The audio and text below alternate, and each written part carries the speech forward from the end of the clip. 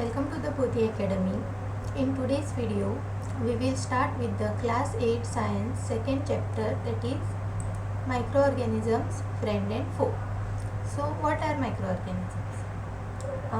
In lower classes, we have seen a lot of different kinds of plants and animals that are living around us. But there are many other living organisms which surround us, but they cannot be viewed with a normal naked eye. What it means is these organisms are so tiny that we normally cannot see these organisms. So these tiny organisms which we cannot see by our naked eyes are called as microorganisms. Okay, so these microorganisms are so tiny in size that they cannot be seen with an unaided eye. So some of these microorganisms like fungi which are there, those can be viewed with the help of a magnifying glass. But most of the microorganisms cannot be seen without a microscope. That is why they are called as microorganisms or microbes. Now the title of the chapter is Microorganisms, Friend and Foe. Now why are they called as friend and foe? Here microorganisms are called as friend because they are in many ways they are very beneficial to us. But also there are many microbes or microorganisms which can cause diseases in plants, humans and animals, as well as they can harm us in various ways. So in this chapter we will learn what are these microbes, where they live, then the classification of microbes, their importance and how they are beneficial to us, as well as the harmful microorganism and how they can affect our lives or how they can harm us. So, introduction. Those living organisms around us which cannot be seen with the naked eye are called as microorganisms. Some of these can be seen with magnifying glass, while some cannot be seen without the help of a microscope. That is why they are called as microorganisms or microbes. Then these microbes are classified into four major groups. These are bacteria, fungi, protozoa and algae. So the microorganisms which are present are classified into four major groups, that is the bacteria, fungi, protozoa and algae. Let us see these groups. So the first one is bacteria and the classification of microorganisms. Here are the two examples given. In the first one it is spiral bacteria and here it is the rod shaped bacteria. Now these bacteria are single celled organisms. Their mode of nutrition is autotrophic or heterotrophic. Autotrophic meaning the bacteria which can prepare their own food. They do not depend on any other organism. They can synthesize their own food. Whereas heterotrophic means some of the bacteria depend on other organisms for their nutrition or for their food. Now this heterotrophic nutrition can be of two different types, that is saprophytic or parasitic. Now saprophytic bacteria means when the bacteria is feeding upon the dead and decaying matter. So when the bacteria will feed on the dead and decaying matter.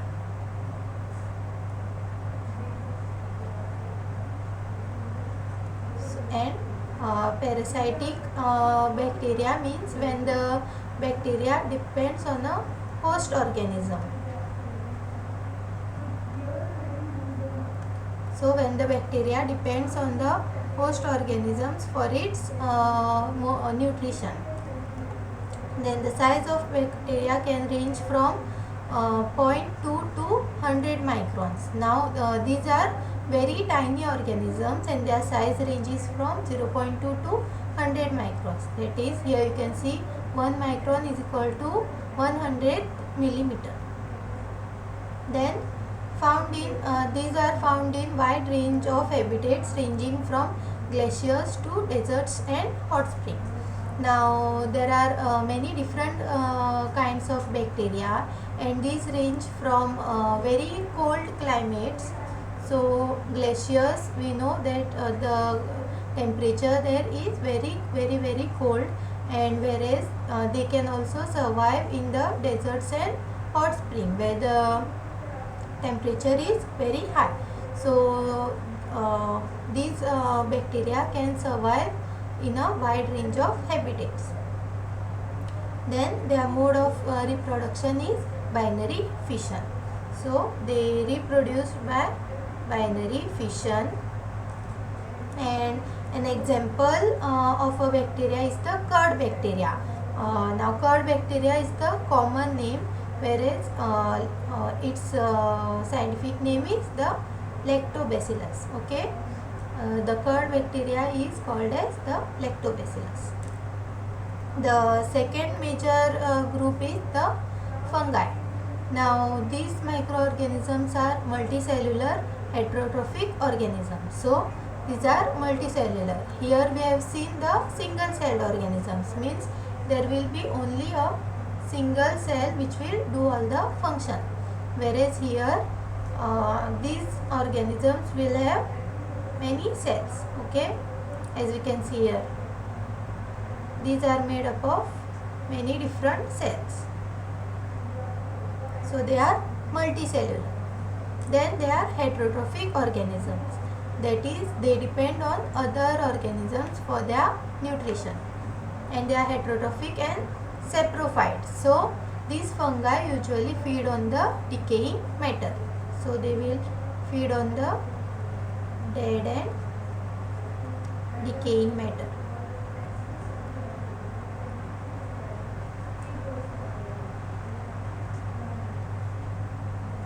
So these generally grow in dark, warm and moist conditions. As I will give you an example. So in rainy days or when we keep a slice of bread outside which is moist, in a few days we will see that there is a greyish or greenish layer which is developed on the bread. So now this is the mold which is formed on the bread. That is it is a kind of a fungi. So when the conditions are favorable, that is warm, moist or dark, when these conditions are met and when there are spores of fungi present, these will grow in those conditions.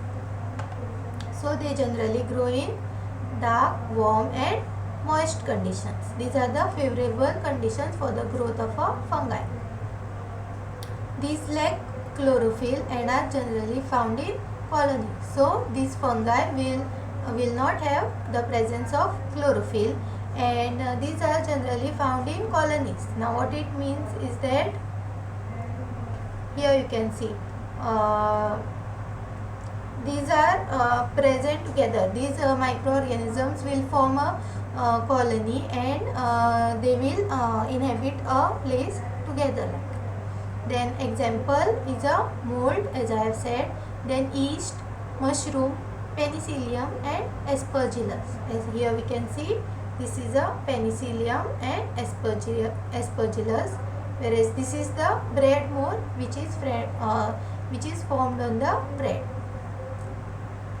Then the next example of a microorganism, so the next group is the protozoa.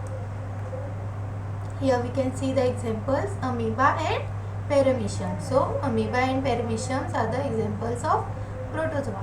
Let us see the characteristics of these organisms. These are also unicellular organisms. That means they are single celled. These are also single celled organisms. They are usually found in water. So they are aquatic aquatic organisms, and they are either saprophytic or parasitic. So as I have already told, saprophytic means those which feed on the decaying matter, and parasitic is when they will depend on a host organism to gain the food or for their nutrition. Examples we have already seen, amoeba and paramecia. Then the fourth type or the fourth major group in which the microorganisms are classified is the algae. Now these algae can be unicellular or multicellular. So in algae there are both unicellular organisms present as well as multicellular organisms. And these are autotrophic organisms. So these algae will have the presence of chlorophyll and they will produce their own food. So these are unicellular or multicellular organisms which are autotrophic in nature. These contain chlorophyll pigment and carry out photosynthesis. So these will contain the chlorophyll pigment and will carry out photosynthesis to prepare their own food. The examples of algae are Chlamydomonas and Spirogyra. Now in rainy season, mostly when we see the ponds or the puddles which are formed, we can see a thin greenish layer which is formed on top of the water. Now these are the microorganisms which live in the water. So these are mostly the Spirogyra which is there in the water. It is green in color since it has the chlorophyll pigment. Then viruses. We have heard about viruses like when someone gets a cold or flu, we say it is because of the virus. So what are these viruses? These viruses are also microscopic organisms and they reproduce only inside the cells of a host organism. So these viruses cannot reproduce on their own. As we have seen, all the others, bacteria, fungi, protozoa and algae, they can reproduce on their own, whereas these viruses reproduce only inside the cells of a host organisms, and these host can be a bacterial cell, plant cell or an animal cell. Now here we can see some examples of viruses in this picture. So the common ailments like cold, influenza, flu are caused because of the flu, and most coughs are caused because of the viruses. So viruses are responsible for causing this cold, influenza and cough. Also serious diseases like polio, chickenpox and are also caused by viruses. Then the diseases like dysentery, malaria are caused by the protozoans, whereas typhoid and tuberculosis are mostly bacterial diseases. Now where do these microorganisms live? Right, where do these microorganisms live? Before this we will see the viruses part. So viruses are smallest microorganisms which reproduce only inside the cells of a host organism. So this we have already read. They will reproduce inside the host organisms which may be bacterium, plant or animal cell. They are very ultra microscopic organisms and the host cell and require host cell to reproduce and complete their life cycle. So the life cycle of virus will be completed only when they will infect the host cell and reproduce inside them. So example of viruses is influenza virus, polio virus and HIV virus.